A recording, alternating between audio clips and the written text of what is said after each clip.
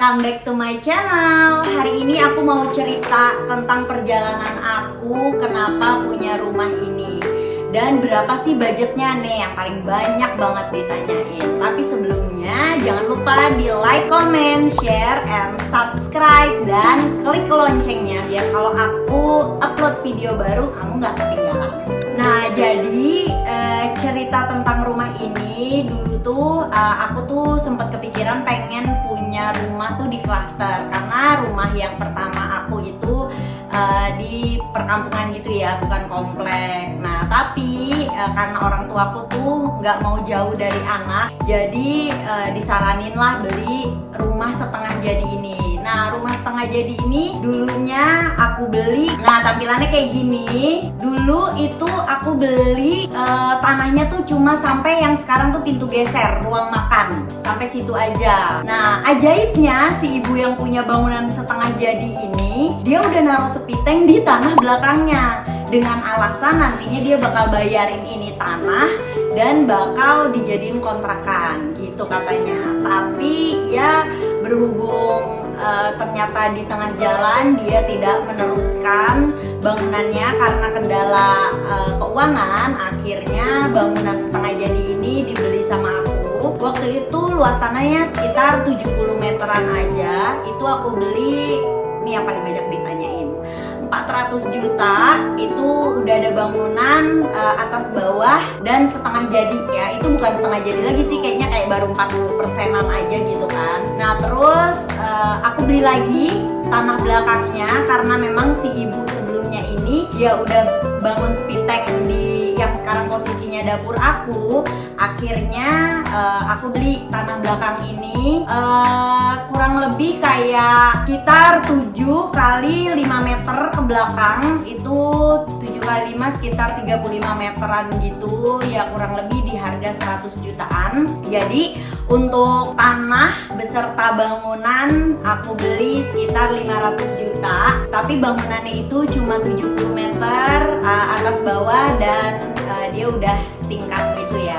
Oke, tapi karena banyak banget yang aku nggak serek dari bangunan awal, ini kayak contohnya penempatan awal ini ada pintu utama itu dibarengin sama carport. Nih aku tunjukin kayak gini. Ini kan jadi kayak nggak masuk akal ya. Berarti kita kalau masuk ke rumah, kalau lagi ada kendaraan, berarti kita miring-miring banget gitu kan badannya. Nggak masuk akal. Jadi aku minta dirubah. Nah, jadi memang aku menggunakan jasa arsitek, tapi arsiteknya ini cuma aku beli gambar. Jadi arsiteknya datang ke sini, terus ngukur, terus apa aja request aku. Nah, salah satunya aku minta pindah pintu utama. Yang pintu utama saat ini adalah dulunya itu kamar gitu kan. Nah, terus ada beberapa juga yang berubah, kayak misalnya sekarang kamar bawah itu tadinya tuh kayak ruangan belum gitu aja. Mungkin tadinya rencananya dapur kali ya. Itu terus ruang makan aku bobok biar nyambung ke tanah yang aku beli belakangan itu,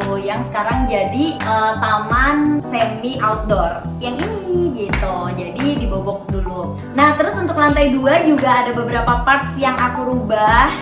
Contohnya ini adalah dinding madep ke depan tuh, dinding fasad ya. Itu aku rubah karena aku pengen banyak sirkulasi udara dan cahaya. Jadi memang dari awal arsitek itu datang aku request tolong banyakin cahaya sama udara itu. Jadi menggunakan roster, makanya dibobok dindingnya. Nah, ini proses pembobokan dinding diganti jadi roster kayak gitu.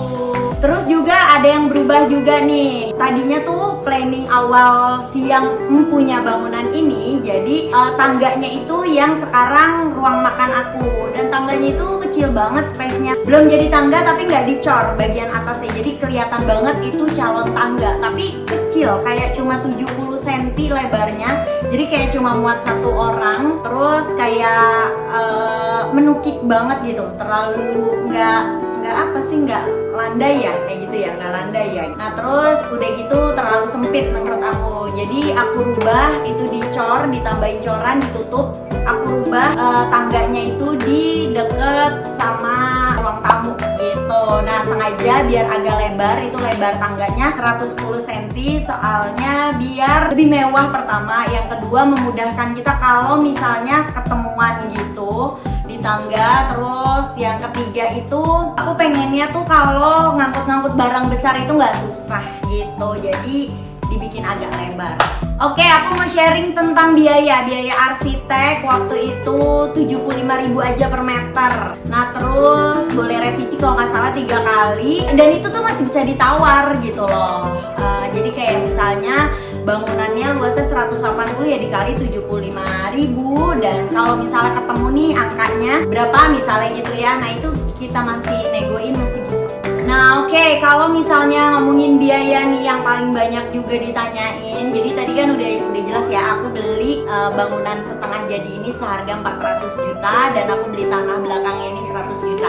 Itu aja udah 500, tapi aku ngebangun ulang, ngebangun lagi, ada beberapa parts yang dirubah juga. Kalau misalnya boleh dikalkulasi mungkin kayak dikaliin aja 6 juta gitu semeter. Itu belum interior ya, baru bangunan aja. Nah kalau misalnya perbandingan ini paling banyak juga ditanyain, enakan bangunan tuh bayar tuh kan enakan borongan atau harian sih? Nah kalau aku pribadi mungkin sebenarnya borongan lebih enak ya, karena kita udah jelas gitu berapa anggarannya. Misalnya kita dapat anggaran 500 juta, nah ini bisa kita bayar 3 kali atau 3 term gitu kan. Misal 150, 200 gitu kan. Nah bedanya kalau harian itu nggak enaknya itu kayak nambah lagi ternyata gitu. Jadi misalnya kita planning kayak kita udah selesai nih kayak 2 minggu lagi kelar, ternyata belum. Jadi kayak pembengkakan biayanya sih lebih. Tapi memang lebih puasnya karena kita kan mantau, terus kayak ternyata nggak cocok kayak gitu-gitu. Terus kita juga belanja sendiri kan bahan-bahannya kayak gitu sih. Kalau total pembangunannya itu kalau misalnya aku kalkulasi 6 bulan waktu itu aku kurang lebih ya. Terus tukang tuh dari awalnya borongan karena masih pasang-pasang batu itu kan banyakan, cor juga banyakan kayak 7 orang gitu, 7 orang sampai akhirnya finishing tuh kayak cuma 2 atau 3 orang gitu. Ya kurang lebih habis sekitar 600-an ya. 600-an di luar biaya bangunan awal. Nah untuk lihat cuplikan-cuplikannya nih kayak gini nih waktu proses ngebangunnya. Nah kalau misalnya ada yang mau ditanyain boleh banget.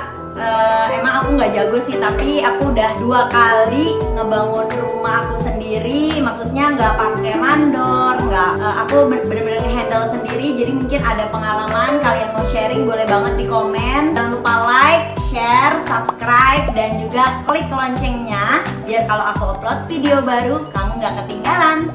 See you.